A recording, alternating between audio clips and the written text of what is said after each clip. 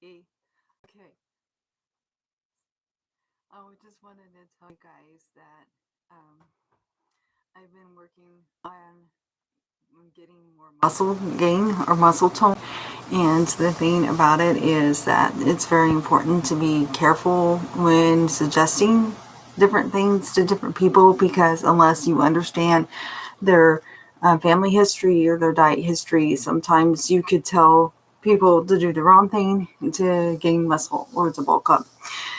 So it's very important that you kind of are careful about suggesting things, but it's okay to suggest things to people because, it might help them out. Um, so I've been working really hard at this because the thing is I've now got to my goal weight. And how you know when your body is in its happy place is one, when you're eating healthy and exercising, that on your snatch, your sports days, a lot of times you'll get on the scale the next day and you still are weighing the same as you did the day before your sports day. You have a hard time, get to where you can't gain weight, or if you try to lose any more weight, your body will not let you. I mean, there's unhealthy ways to lose more weight, of course, but we're not going there because we're talking about being healthy. Hi, May. How's it going, girl? Oh, I haven't heard from you in forever. Good to hear from you, girl.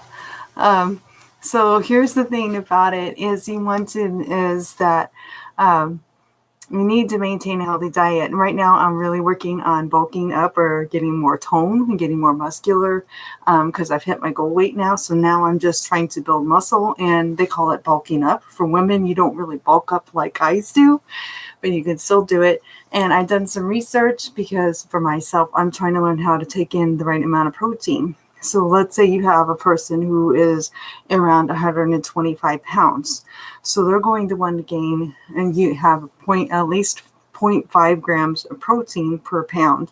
So then they're going to need it and take in 50 to 62 grams of protein a day. So you want to take in from 50 to 62 grams of protein a day in order to gain that muscle weight, the muscle that you're trying to build. So for me, I've been working really hard on that. So what I've gotten myself for myself, and I love it, is I'm trying muscle milk. Muscle milk is a lot of these protein things supplements that you add. A lot of them are made for guys. So you have to realize that, there are ones that are specifically made for women. So I cut mine in half. So I'm supposed to do 2 scoops with water or milk. I put mine in my coffee. I admit it, I'm coffeeaholic, so mine goes into my coffee. So I put it in my coffee, but I only do 1 scoop, which is 16 grams of protein. But I get it also from eating peanut butter. Peanut butter has protein. I make sure I get a good amount of meat in. I also eat protein bars for my lunch, and some yogurts will also have protein in them. So just kind of watch your protein intake, watch how you work out. You can still bulk and tone and gain muscle by using lighter weights, but you also want to try to see if you can once in a while add 10-15 minutes extra into your workouts. Like I've been, making up workout routines for the girls and for anyone else who wants to work out with me, because there's some guys that actually work out with me. They just probably don't like to admit it, but I can tell by some things they've said. So what you do is add weight onto your dumbbell or that you normally would, and that helps to bulk you up a little bit too, because you want to lift heavier weights but maybe do shorter reps, and then that will help you build the muscle a little bit faster. So those are things that you can do. But the reason why I'm doing this blog and saying to be very careful about how you suggest things to people oh my god, thank you so much. I don't know.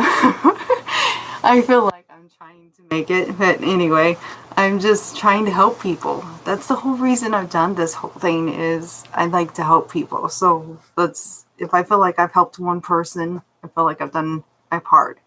And I love helping people. It's kind of a privilege to be able to do things or do something that helps somebody else. And that's all that matters to me, is to help somebody. But like I told somebody suggested to me, meats are really good protein, yes. But they suggested to me to eat a lot of red meat. Here's the problem with telling me to eat red meat. If you don't know somebody's, like I said, diet or family history. See, my dad had high cholesterol to the point that his body just naturally made the high cholesterol. So he couldn't have any red meats, none.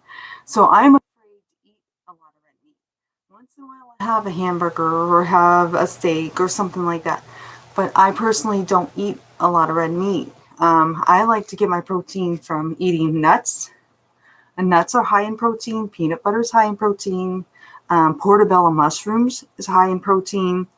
And then pork and turkey and chicken. Like I said, the muscle milk I've been using, things like that. That's how I'm trying to get my extra protein in, because I'm worried about following in my dad's footsteps. And so I'm trying to stay on a very healthy kick and make sure that I stay away from red meats, because I don't want to end up having to have the high cholesterol problems that my father did. And so you got to be very careful with red meats. So if you have a history in your family where you have a family member or family members, because even, that's had high cholesterol problems, please, red meat is not a good idea for them. So be careful. I mean, they're going to know that hopefully on their own. But they are going to, if they're like me, they're going to be like, thanks for the suggestion, but red meat, no, not with my family history. So, and you got to be really careful about that kind of stuff. It's just like telling a diabetic to eat lots of sugar and carbs, and when they know that in their family history, everyone ends up with diabetes. That person who's trying to go on a health kick is probably staying away from sugars and from eating a lot of sugars and carbs, because their family history, they've had a lot of diabetic problems. So you got to think about things like that. I have a friend of mine who I didn't realize how many family members until she just lost her sister recently. I think she also lost her parents to cancer before they moved here.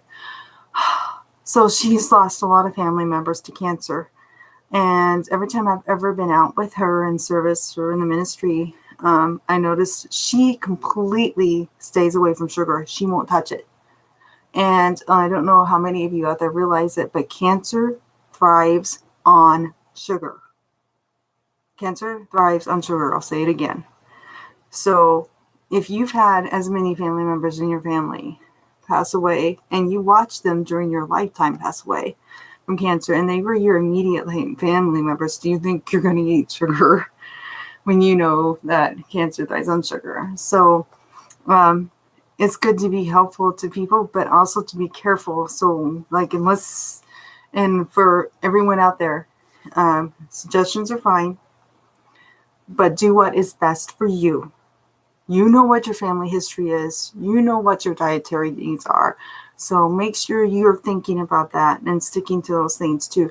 Don't let people tell you what to do in those respects. You got to do your research and learn on your own what is best for you and for your body, especially if you know what your family history is.